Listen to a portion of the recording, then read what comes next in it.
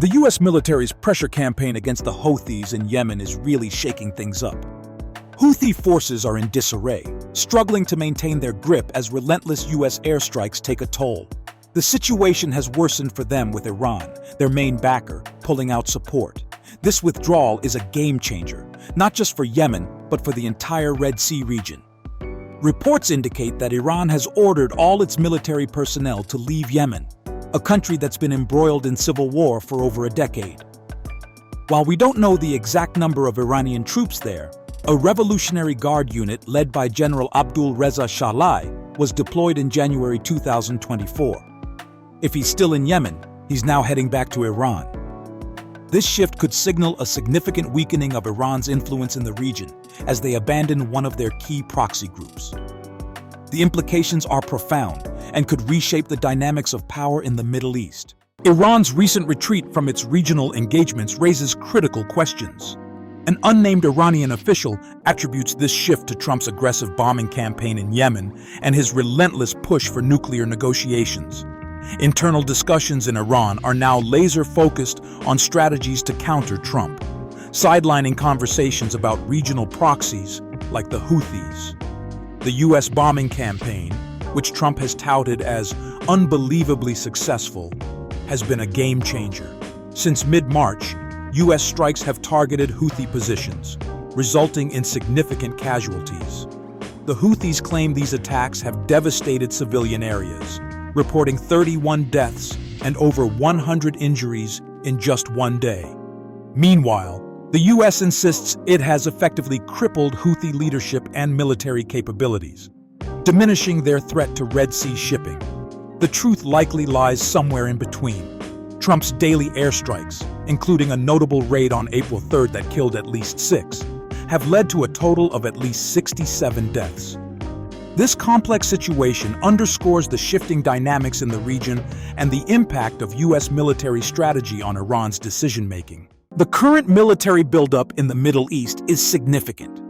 6 B-2 Spirit bombers have been deployed to Diego Garcia, a strategic UK base within striking distance of Iran, sending a clear message to Tehran. Meanwhile, the USS Carl Vinson is on its way to join the USS Harry S. Truman in the Red Sea, effectively doubling U.S. air power in the region. The 124th Fighter Wing, equipped with A-10 Thunderbolt IIs and 300 personnel, adds even more pressure. In response, the Houthis are seeking Russian support, with military experts in Sana'a advising on counterattacks against U.S. carriers. However, Russia is cautioning them against targeting Saudi Arabia, especially given the ongoing Trump-Putin ceasefire talks on Ukraine. The intensity of Houthi assaults on U.S. Navy ships in the Red Sea is reportedly the highest since World War II, yet they've struggled to land direct hits, while U.S. strikes have been consistently effective. The stakes are high, and the tension is palpable. Iran's withdrawal also stems from a desire to avoid direct confrontation with the U.S. The Iranian official told The Telegraph that keeping personnel in Yemen risks them being caught in airstrikes, which could force Iran into an unwinnable conflict. Global firepower ranks the U.S. as the world's top military power, vastly outmatching Iran, 16th, in personnel, budget, aircraft, and naval assets.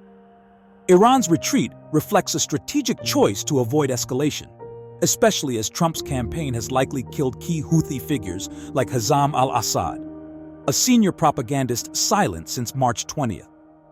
The official suggested the Houthis' days are numbered, rendering them expendable, especially with the collapse of Iran's broader proxy network, Hezbollah weakened, Assad ousted, and the Houthis faltering. This shift weakens Iran's regional influence, a view echoed by Chatham House's Sanam Vakil, who contrasts Trump's proactive strikes with Biden's defensive approach. Trump aims to dismantle Iran's axis of resistance and force nuclear talks, a goal underscored by his March letter to Iranian President Masoud Pezeshkian, who rejected direct talks but left room for indirect ones. Iran's nuclear progress, enriching uranium to 60% and expanding centrifuge capacity, heightens the stakes, with Trump threatening annihilation if Iran doesn't negotiate. Iran's failed 2024 missile strikes on Israel further expose its vulnerabilities, undermining its deterrence and proxy strategy. For the Houthis, Iran's exit could halt weapon supplies like Shihab-3 and Burkan-3 missiles, critical for their 500-plus Red Sea attacks since October 2023. Without Iran's support, their hold on Yemen may collapse, potentially allowing the former government to reclaim power.